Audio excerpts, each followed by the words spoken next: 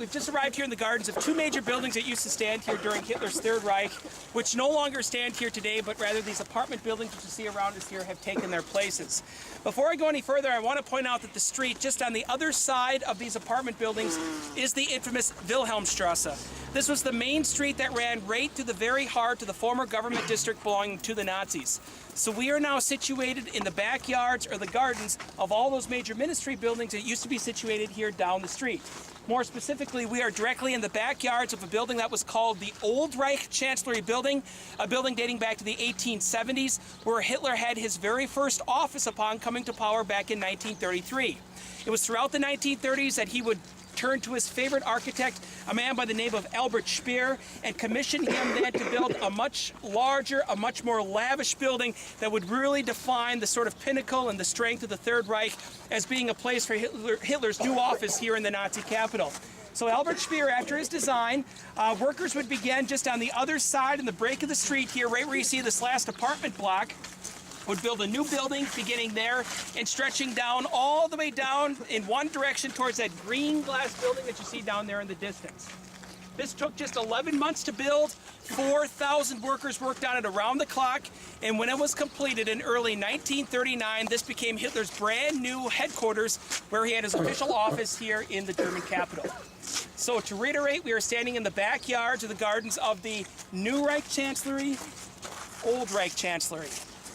Now, it was back in 1935 that a bunker was built just underneath the Old Reich Chancellery building, about 25 feet beneath the earth. This would be a place for Hitler to go in case Berlin were to ever come under attack.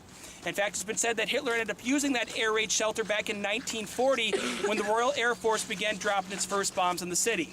But then it was in 1943. We're now deep into the Second World War. The German army is fighting deep into the Soviet Union, and it would be in February of 1943 that the German Sixth Army would suffer a humiliating defeat at Stalingrad. This is now where German units in the north and in the south are sent on a 150-mile retreat back to the west. This is also where we really start to see a shift of momentum go in favor of the Allies. All of this gets Hitler panicking. He begins to worry. He begins to think to himself, if that war comes all the way back here to Berlin, and especially if there's heavy fighting going on right here in the government district, I certainly don't trust this little anti-air raid shelter from 1935. I'm going to need something deeper, something stronger, and a place to go to run this war from if I've got to. So he went to his favorite architect, Albert Speer, one last time and said, Speer, I need a brand new bunker. So Speer went to work with other architects and had them design a second bunker, which would have begun somewhere right here where we're standing, right where the sidewalk is. Now, we don't have any sort of dimensions drawn out up here at ground level. That gives us a clear indication as to where exactly it was beneath the ground. But an educated guess and a rough estimate would have that bunker begin roughly right over where you see that yellow car there, that smart car, right there. Draw an imaginary line right here behind you, all the way over to the side of that building there. So it was about 20 meters in width. It was built then as an attachment to the anti-bunker from 1935. There would have been a staircase right out in the middle of the car park beneath the ground that connected these two bunkers. This second bunker, the so-called Führer bunker, Hitler's bunker, was an extra level beneath the ground for a grand total of around 30 feet. That's about 9 meters. Greatest feature to this bunker, in my opinion, was the ceiling. That ceiling was made up of reinforced concrete that was about 12.5 feet thick. That's just shy of 4 meters of reinforced concrete is what made up that ceiling. It consisted of an extra 20 rooms for Hitler, for his entourage, that is his staff, his generals, his secretaries, and the like. It was completed in early January 1945. Shortly thereafter, Hitler began to move his personal items down there into the bunker.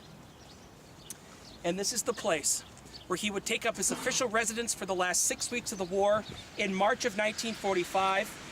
And this is where the perpetrator of modern history's most tragic history would bring his life to an end, as it was on the 30th of April 1945, in those last days of the Second World War, that Adolf Hitler and his wife Eva, known as Eva Braun, on that day known as Eva Hitler, the two had married a day and a half before down there in the bunker, committed suicide. Now, what do we have left here of the bunker today? Well, basically you're looking at it, just an information board. An information board that marks the site of being Hitler's bunker. The board itself was put in here back in 2006, and basically what it does here, it just gives you sort of an idea as to what the two bunkers would have looked like here beneath the ground. You can see that we've got an image here that shows you the two bunkers. It's a little bit misleading. You have to mentally shift this image in one direction to the left. So that this image on the right is up here, this one is down here. This is that anti-bunker, the upper bunker from 1935, underneath the cars over there at the top of the parking lot. And then you've got the Führer bunker, Hitler's bunker from 1945. And then you can see the staircase right here that connected the two bunkers. Well, end of 1947, early 48, the Soviets launched a campaign to go around the city to get rid of Berlin's largest traces of the Third Reich. Hitler's new Reich Chancellery building, which had been badly damaged during the Second World War. It was decided to have those ruins blown up, and then they also decided that they were going to blow up the bunker. But as I said, folks, this thing was 30 feet beneath the earth. Just shy of 4 meters of reinforced concrete is what made up that ceiling. Basically, when they tried to blow it up, all they were able to do is just get the ceiling to shift about 40 centimeters in one direction. And realizing that they weren't going to be able to blow it up, they ended up burning out all the rooms here, flooding out all the rooms, and then just paving over this entire area here. Now, this area would remain empty all the way up until the 1980s, when the East German government would build these apartment buildings that you see around us here today. As crews came out here to excavate the land to get it ready for development, they came across the bunker again. This time, the East German government decided that they would try to blow it up, and it was actually on this turn that they were able to get the ceiling to collapse. But realizing it was going to take a lot more time, a lot more energy, a lot more effort than they were willing to put in to clear away all the destruction, probably among other reasons, they decided to just go ahead and fill in the hole. For those of you up front here, you can see that there's a colored picture here from 1988. Shows you the top of the bunker here, and shows you that sort of last efforts of covering it up, filling it in with dirt, concrete, sand, and the like, paving over this entire area here, and turning it into nothing but a parking lot that you see today. So is it still down there? Yeah, I mean, you could argue that parts of the bunker still are, but if you think about it, the only items that, or the only parts rather, that would still be original would just be the floors and the outer walls. And by the way, I want to point out that these two bunkers that you see right here, located right here where we're standing, were just two of many different bunkers, many different air raid shelters that could have been found here in the government district. The map to the right there, that white map with all those little black dots, those black dots here spread throughout the former government district belonging to the Nazis represent just one of many different air raid shelters, one of many different bunkers that would have been found here in the government district. You would have had corridors beneath the ground here that connected a lot of these air raid shelters. None of them are accessible to the public today. They have all been filled in. So when you head back home and you talk to your friends and your family about your time in Berlin, and when you went on the walking tour in Berlin, and you went to the site of Hitler's bunker, basically, you'll be telling them that you just visited a parking lot, because that's basically all it really is today. We have just now arrived here at the infamous Wilhelmstrasse. If you were a top Nazi in Hitler's Third Reich, you had your office right here on this street. And certainly the most impressive building that the Nazis built during their large building boom of the 1930s was Hitler's brand new Reich Chancellery building that would have been situated just across the street here, right where you see this last apartment block. The main entrance was right here on the Wilhelmstrasse. Today you can see in red that entrance has been replaced by a Chinese restaurant serving a duck special in the afternoon. So certainly you can see that modernity indeed has taken over here. That's because those buildings, it's either the Nazis built themselves or just simply occupied, were either completely destroyed during the Second World War or the ruins were pulled down shortly thereafter. In fact, I've got a picture as to what Hitler's new Reich Chancellery looked like back in May of 1945. But before I show you that, I want to show you what it looked like when it was completed back in January of 1939. Now this is just a side entrance, and this side entrance would have been about halfway down that street there that's under construction today. Now to show you the main entrance, 6 years later, after the Second World War, from an aerial view just above where we're standing today, here is Hitler's new Reich Chancellery building. Not only shows you the amount of destruction, or an example of the amount of destruction here that occurred on this street, but really indicates how impressively this building was constructed to stretch all the way down one block here to the west. So that means that the only sort of indication that we have today that this was indeed the nerve center of the Third Reich are by blue information boards. Blue information boards like the ones that you see just across the street here. You'll find these boards on both sides of the street, starting up here at the top of the street. You make your way down here in this direction. You can find out all the major ministries located here on this street, what the buildings were that used to stand here, who used to occupy them, and why they were important to the regime. For a very large event that was going to take place 1 year later. What happened in Berlin in the summer of 1936? What big event? The Olympic Games, that's right. This is a chance now, as Nazi Germany would be playing host to the 36 Games, it would give them a chance to introduce the brand new Nazi regime to the world. And the way that they were going to exploit all of that international attention, the way they were going to introduce the world to this new regime was by building. And so in 1935, the Nazis took down all their anti-Semitic slogans, all their Jewish boycott signs, and replaced them with very large, lavish buildings like the one that you see just across the street here. Now, this building was designed by the German architect Ernst Zagebiel. And after Zagebiel completed his design, it took workers just 15 months to put this building together. 15 months to build a building this large, this lavish, containing over 2,000 offices, 1 block long, in just 15 months. Talk about German efficiency. It was completed on time as scheduled just before the opening ceremony of the 36 Games, and this would eventually become the Reich Aviation Ministry. This is where the German Air Force, the Luftwaffe, would have its official headquarters, all in control and all in command by the second most powerful man in Nazi Germany, the number 2 after Hitler, who had his office just across the street, the leader of the Air Force, a man by the name of Hermann Goering.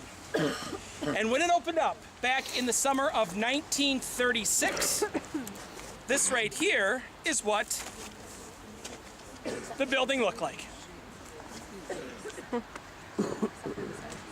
Right, it looks exactly the same, except the eagles holding the swastikas, those have been taken down for obvious reasons.